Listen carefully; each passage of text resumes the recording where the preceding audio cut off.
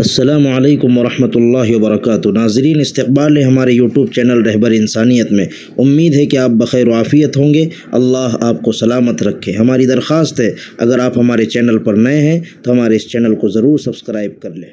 بسم اللہ الرحمن الرحیم، الحمدللہ والصلاة والسلام علی رسول اللہ، اما بعد۔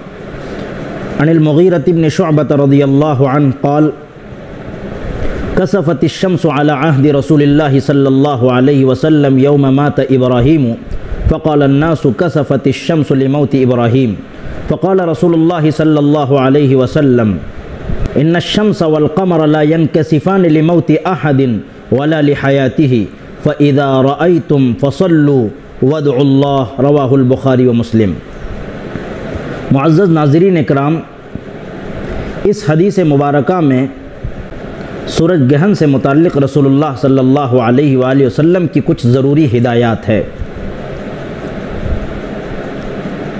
اس سلسلے میں کتب حدیث میں تقریباً 20 روایتیں مفصل اور مجمل مذکور ہے۔ خود امام بخاری رحمۃ اللہ علیہ نے کسوف کے مختلف ابواب میں 9 صحابہ سے روایت نقل کی ہے۔ ان سب کا خلاصہ یہ ہے،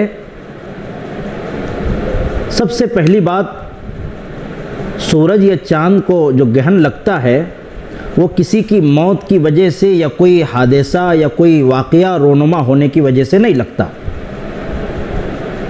کیونکہ رسول اللہ صلی اللہ علیہ وسلم کے زمانے میں سن 10 ہجری میں جس دن سورج کو گہن لگا، عین اسی دن آپ کے شیرخوار بچے یعنی دودھ پیتے بچے حضرت ابراہیم علیہ السلام کا انتقال ہوا۔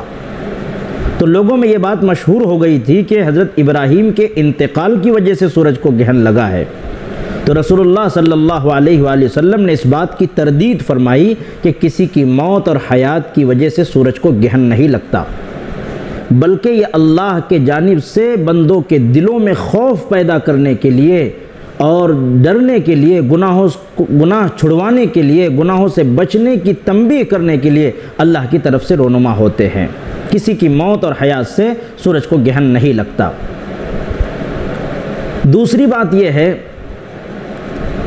کہ اس سلسلے میں بہت ساری خیالات اور بہت ساری باتیں جو ہمارے درمیان رائج ہیں اور لوگ سنتے ہیں اور کہتے ہیں، وہ یہ ہے کہ اس دن میں جب سورج کو گہن لگنا ہو یا سورج کو گہن لگا ہوا ہو، اس دن حاملہ عورت کو باہر نہیں نکلنا چاہیے، اور اسے جو ہے کوئی چیز چاقو یا چھری سے، یعنی گھر میں سبزی وغیرہ کاٹ رہی ہو تو اسے سبزی وغیرہ نہیں کاٹنی چاہیے، کچھ بنانا نہیں چاہیے۔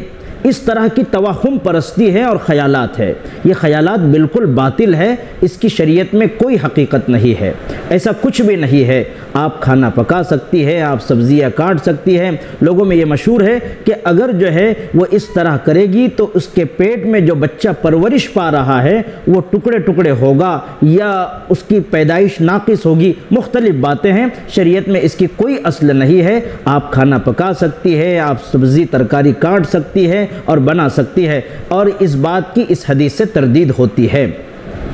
تیسری چیز یہ ہے کہ اس ایسے موقع پر ہمیں کیا عمل کرنا چاہیے، رسول اللہ صلی اللہ علیہ وسلم کا کیا عمل تھا۔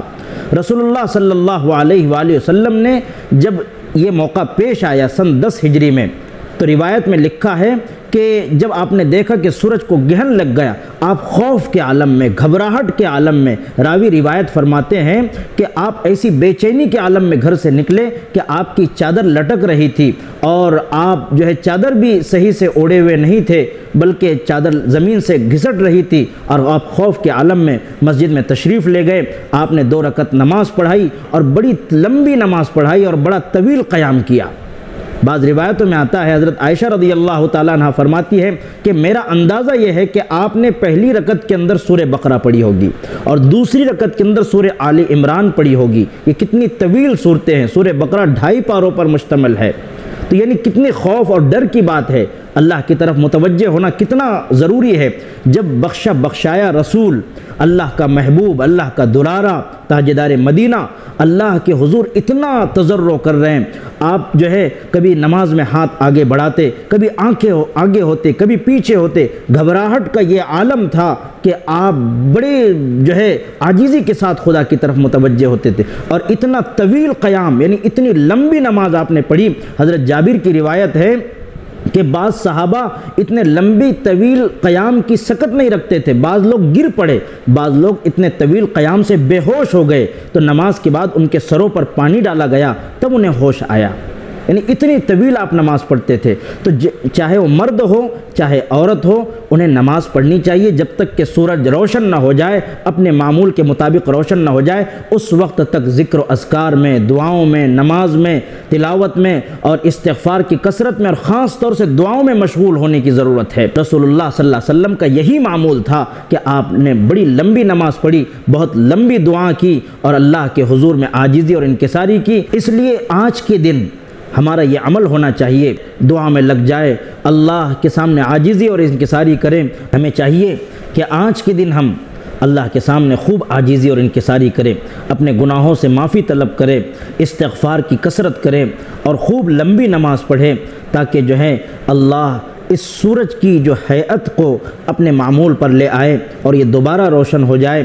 اللہ تعالی ہم سب کو عمل کی توفیق عطا فرمائے، اور تمام توہمات سے اور جو خیالات سماج میں رائج ہو چکے ہیں اور چل پڑے ہیں، ان تمام خرافات اور بدعات سے ہم سب کی حفاظت فرمائے۔ والسلام علیکم ورحمۃ اللہ وبرکاتہ۔